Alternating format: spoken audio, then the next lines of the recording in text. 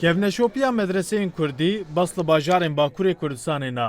Li hin bajarên Tirkiye bi destê alim û melayên Kurd jî berdewam dikin. Ev medreseya ku dengê feqiyan tê de olan dide. Li navçeya Selçukliyê ya bi ser bajarê Konyayê ye. Ev medreseya ku ji derve wek avahiyeke ji rêzê dixuye. 30 salin ku bûye navenda ilm û perwerdeya zimanê Erebî û hînbûna dînê İslamê.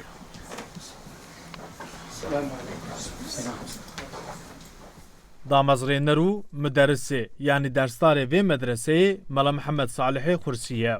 Mela Salih di sala 1953 da li herêma Xursê ya bi ser qosera Mêrdînê ji dayîk dibe û di sala 1992 da li bajarê Konyayê vê medreseyê ava dike û têda bi hezaran feqî û xwendekar perwerde dike. دار خلود للسعيد والشقي يعذب المنعم مهما بقي.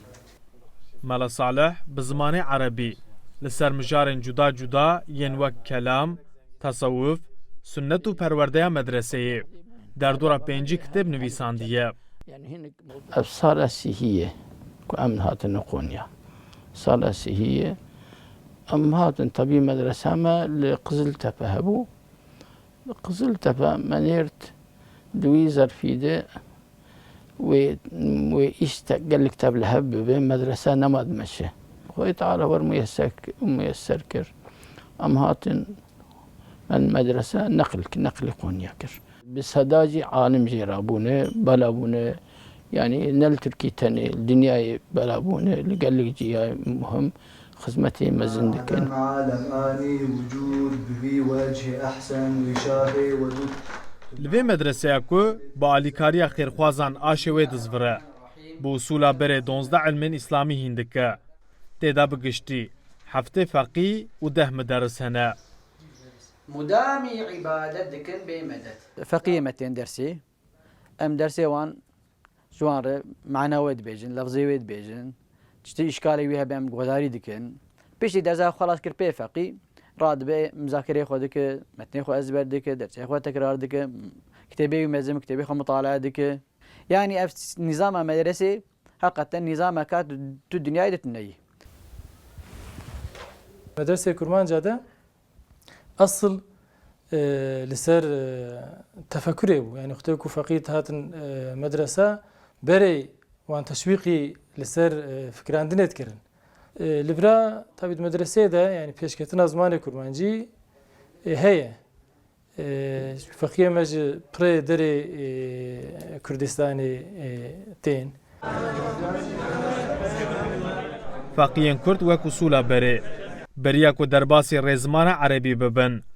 Pirtûka helbestkî yan û bihara piçûkan a Ehmedê Xanî ku bo zarokan ferhenga Erebî û Kurdî ye û her wiha pirtûka bi Kurdî ya Nehcul Enamê ya Melexellê Sêrdî ku têda behsa bawerî û eqîdeya İslamê dike dixwînin û ji ber dikin. Navê me Yusuf e ez ji Diyarbekirîm ji Gozelî me ez 12 salî ez hat medresê ji bo riya Xwedê Teala em hatiye ez vay 4 sal medresê me ez Saedûniyê dixwînim ez ji Mêrdînê me ez hatime medresê ji bo riya Xwedê em bixwînin vira em bi berê mektebê jî dixwînim ez ê îşallah harme lîsêkî Navê min Mihemed ez ji bajarê Rihayê me ji qeza Wêran şerê ji gundê Qerequziyê me emrê me hevde bû ez hatim bajarê Konyayê cem sedayê Mela Salih. في النهاية الحاصل يعني مدة لا إله إلا الله عز وجل. Piraniya feqiyên vê medreseyê Kurdin û ji bajarên cuda cuda yên Bakurin.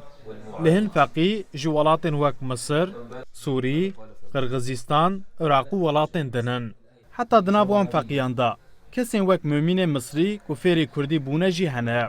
Navê me Mu'min ez jî Misrî me ez medrese dixwînim ez feqiya Mela Salihim يعني جئت إلى تركيا قبل 7 سنوات. از بریا 7 سالان هاتم ترکیه. اف 5 سالن از لوی دبستان ما.